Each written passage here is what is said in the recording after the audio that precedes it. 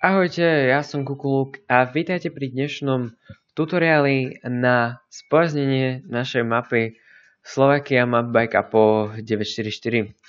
Tak začneme tým, že musíte mať obidva súbory v zložke mod v dokumentoch a potom si spustíte hru.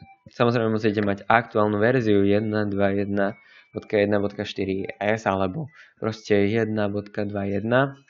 Ono je to v podstate jedno, malo by to fungovať. Dáme teda nový profil.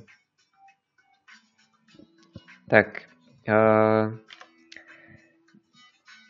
ako ste sa väčšinou sťažovali, tak herný modul vám tu chýba. Nejde na ňo kliknúť. Áno, máte tam Európu. Preto treba ísť smerom sem na tento mod manažer a zvoliť si dané mody. Čiže v našom prípade to je data a Slovakia.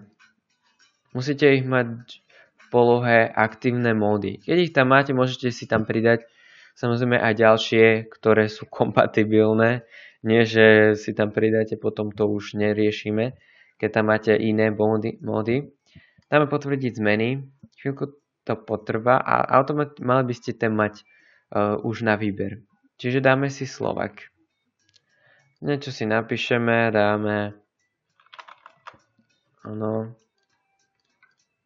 v rýchlosti.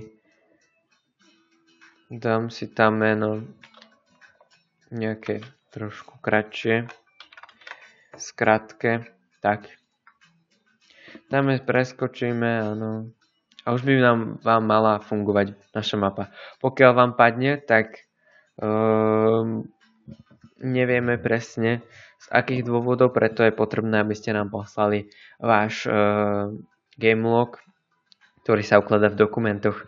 Tak a vy potom pokračujete vo svojej ceste v hraní našej mapy. Tak toto bolo všetko a ďakujeme, že ste si stiahli našu mapu a majte sa.